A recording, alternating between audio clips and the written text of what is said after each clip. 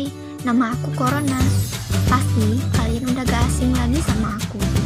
Sekarang ini aku lagi jadi perbincangan di seluruh dunia. Sampai-sampai aku udah masuk TV.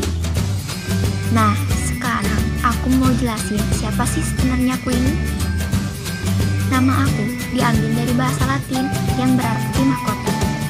Sebab aku memiliki bentuk paku yang menonjol menyerupai mahkota dan korona matahari. Aku ini dari keluarga besar virus yang dapat menginfeksi burung, mamalia, dan manusia.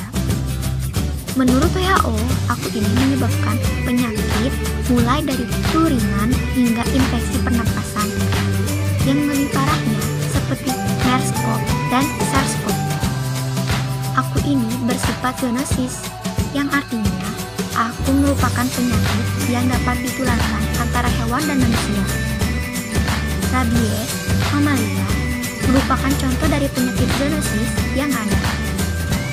Begitu pula dengan MERS yang ditularkan dari unta ke manusia selama 70 tahun terakhir. Para ilmuwan telah menemukan bahwa aku dapat menginfeksi tikus, anjing, kucing, kalkun, kuda, babi. Terkadang hewan-hewan ini dapat menularkan virus ke manusia. Baru-baru ini, aku baru muncul dan dikenalkan sebagai COVID-19. Awal aku ditemukan yaitu dari Cina pada akhir Desember 2019. Merebak di berbagai negara sehingga WHO mendeklarasikannya sebagai pandemi global. Setelah ditelusuri, ternyata beberapa orang yang terinfeksi memiliki riwayat yang sama, yaitu mengunjungi pasar basah makanan laut dan hewan lokal di Wuhan. Dilansir dari The New York Times, pasar kemudian ditutup dan didesinfeksi sehingga hampir tidak mungkin untuk menyelidiki hewan mana yang mungkin merupakan asal mula yang tepat.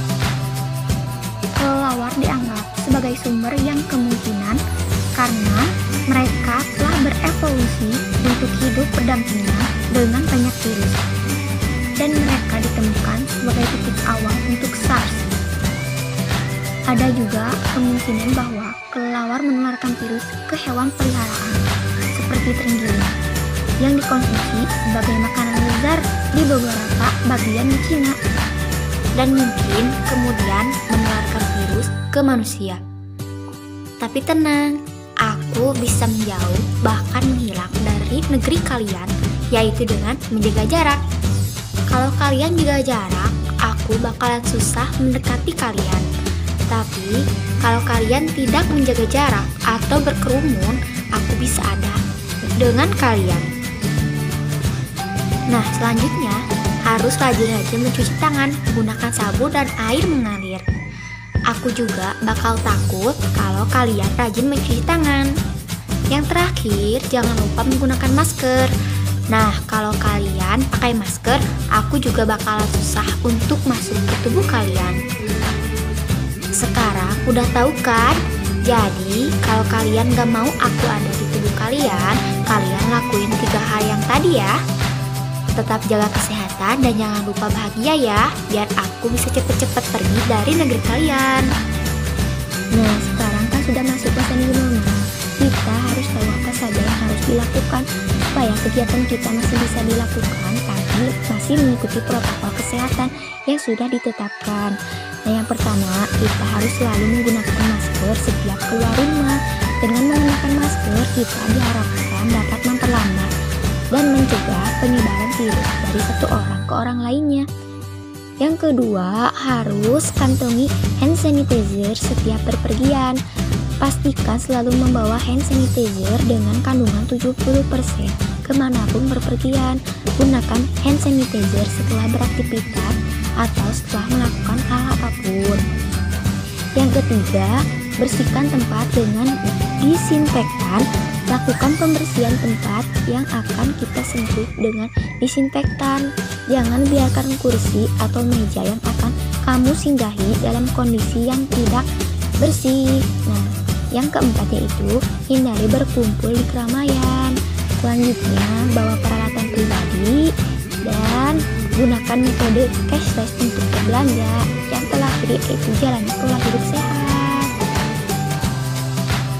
Nah, ada informasi nih tentang jumlah terpaparnya COVID-19 di Indonesia. Dilansir dari Kementerian Kesehatan Republik Indonesia pada hari Jumat 28 Agustus 2020, telah diumumkan total spesimen yang telah diperiksa sampai pukul 12 waktu Indonesia Barat hari ini ada sebanyak 33.082 spesimen. Dari hasil tersebut, total kasus terkonfirmasi COVID-19 masih terus bertambah menjadi 165.887 kasus atau ada penambahan sebanyak 3.003 kasus baru. Untuk total sembuh sampai hari ini telah mencapai sebanyak 120.900 kasus atau ada penambahan sebanyak 2.325 pasien sembuh. Sedangkan untuk kasus meninggal dunia terdapat penambahan sebanyak 105 kasus sehingga kasus kematian total sudah mencapai 7.169 orang.